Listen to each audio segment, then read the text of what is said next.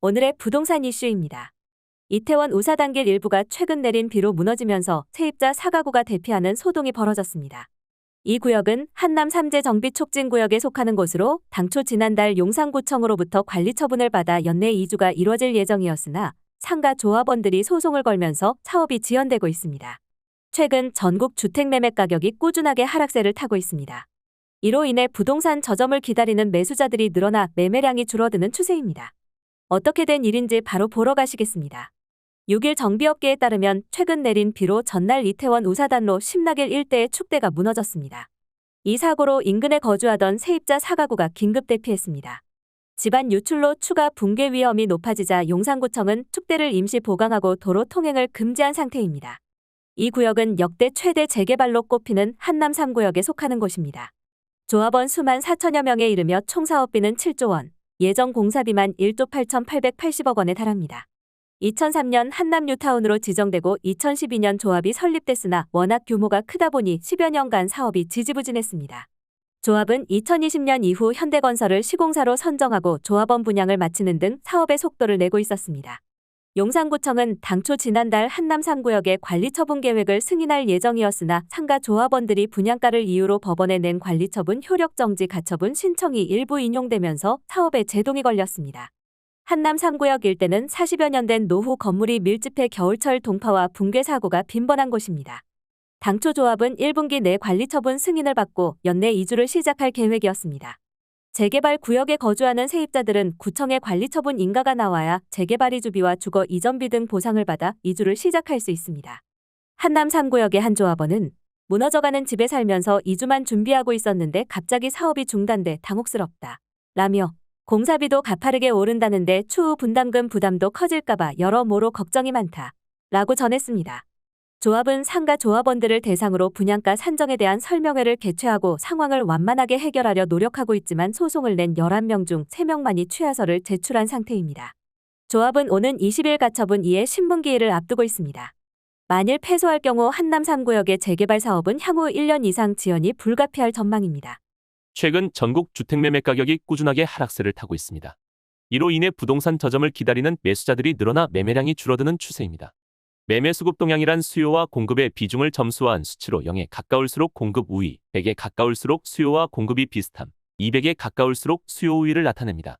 한국부동산원이 발표한 3월 21일 매매 수급 동향을 기준으로 전국 종합 매매 수급 지수가 1.4% 상승했으며 수도권 매매 지수는 2.0%, 지방은 1.0% 상승했습니다. 서울은 마이너스 0.8%로 구축 대단지 위주로 하락세가 계속되었으며 강북을 기준으로 했을 때 도봉구는 도봉 쌍문동 위주로, 동대문구는 공급 물량의 영향을 받아 하방 압력이 지속되었습니다.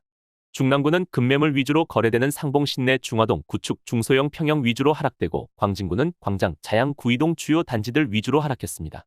강남도 함께 살펴보면 금천구는 시흥과 독산을 위주로 하락 거래가 진행 중이며 영등포구는 영등포, 물레, 당산을 위주로 하락했고 강동구는 강일, 명일, 천호, 상일동 주요 단지가 하락했습니다. 경기는 마이너스 1.82% 하락했는데 하남, 수원, 화성시 등 신도시를 위주로 하락했습니다. 인천은 대단지 구축 위주로 지속 하락 중이나 일부 주요 지역 선호단지는 급매물 위주로 소진되어 하락폭이 축소되거나 완만한 상승세로 나타났습니다. 이 열기 덕분에 전국 아파트 매매 가격은 지난주에 비해 하락폭이 소폭 축소되었는데요. 3월 27일 기준 지난주보다 수도권 마이너스 0.22%에서 0.19%, 서울 마이너스 0.15에서 마이너스 0.13% 및 지방 마이너스 0.22%에서 0.18%로 모두 전반적인 하락폭이 줄었습니다. 세종은 0.09% 상승했으며 대구 마이너스 0.30%, 울산 마이너스 0.29%, 부산 마이너스 0.26%, 경기 마이너스 0.24%, 광주 마이너스 0.23%, 대전 마이너스 0.21%, 충남 마이너스 0.20%, 인천 마이너스 0.18%, 전북 마이너스 0.17로 세종 외에는 모두 하락세를 지속했습니다. 총 178개의 시군구 중에서는 27일 기준 20일 주간 발표보다 상승 지역 3개 증가, 보합 지역 3개 감소, 하락 지역 168개는 유지되었습니다. 그렇다면 이 분위기 속에서 종합주택 매매가격 지수 변동률이 가장 높은 지역과 낮은 지역도 알아볼까요? 23년 2월에 비해 3월의 하락 변동률이 큰 지역은 시흥시 마이너스 0.42%, 화성시 마이너스 0.4%, 오산시 마이너스 0.38%입니다.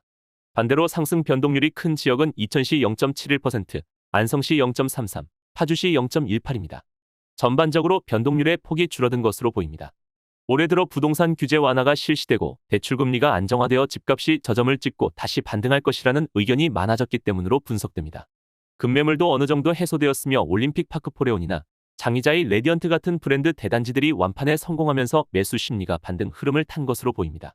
하지만 상승 수치가 거의 없고 전반적인 하락 추세가 늘어났기 때문에 반등 기대감은 시기상조라는 의견도 있었습니다. 그 외에도 경기 둔화로 인한 하방 압력도 늘어날 것이기 때문에 실수요자들이 구매에 신중을 기해야 한다고 덧붙였습니다. 아직까지는 부동산 시장에 따뜻한 바람이 불기에는 어렵다는 의견이 있었습니다. 만약 실수요자인 경우 급매물이 나오는 경우에 매입하는 것이 좋을 것으로 보입니다. 오늘의 부동산 이슈 네티즌들의 반응을 살펴보며 마치겠습니다. 여러분들의 의견도 댓글로 남겨주세요. 우린 이걸 정상화라고 부르기로 했어요. 인구가 줄어드는데 하락은 피할 수 없습니다. 그동안 저금리로 부동산이 급등했지만 이제 다시 저금리로 돌아간다고 해도 일본과 같은 부동산의 하락은 피할 수 없을 듯합니다. 집은 그냥 사람 사는 공간으로 인식돼야지 투기 목적이 되는 순간 모두가 힘들어진다. 월급 받아 집을 살 수 있는 희망이 생기길 바라요. 급격히 만들어진 거품 집값은 당연 급격히 거품이 빠지고 정상 집값으로 되돌려야 한다. 평당 1,000만 원이 적당합니다. 요즘 같은 시대에는 특히나 학군 좋은 집의 가격이 더 떨어질 수 있을 것 같아요. 아이가 없으니 학교 근처에 집을 살 이유도 없는 거죠. 올 하반기가 낙폭이 가장 심할 듯, 최고점 전셋값 만기가 돌아오는 하반기부터 급급매나 경매가 줄을 이을 듯. 초교문 닫는 것 보면 미래 가치가 없을 듯. 인구 감소와 입주 물량이 관건인 듯. 언제 신축될지 모르는 구축, 심지어 인건비 자재비 올라 구축으로 재건축하려면 돈 좀 많이 들 텐데 물려줄 자식이 많으면 투자할 만하지만 요즘에도 안 나와서 투자 가치가 있는지. 구축은 떨어지고 신축은 오르고 이제 초양극화가 시작된 거인 분양가 자체가 올라서 재건축 호재 나오면 바로 팔구째함. 소송 패배할 땐 진행 못한 비용 다 물어내게 해야 함. 저기 재개발은 내가 죽기 전엔 힘들 듯. 상가 소송 때문에 관청 지연되고 재개발은 진짜 노답임. 10년도 더 걸릴 듯. 맘먹고 깽판 치러 들어온 게 상가조합원인데 전광훈이 짱나겠네. 실상 내막을 들여다보면 상가조합원들은 대지지분이란 게 거의 없다시피 해서 아마도 이 사업 힘들 겁니다. 조합원 4,000명. 쉽지 않겠다. 여기까지 네티즌들의 반응이었습니다. 시청해주셔서 감사합니다. 여러분들의 의견도 댓글로 남겨주세요. 구독과 좋아요는 영상 제작에 큰 힘이 됩니다.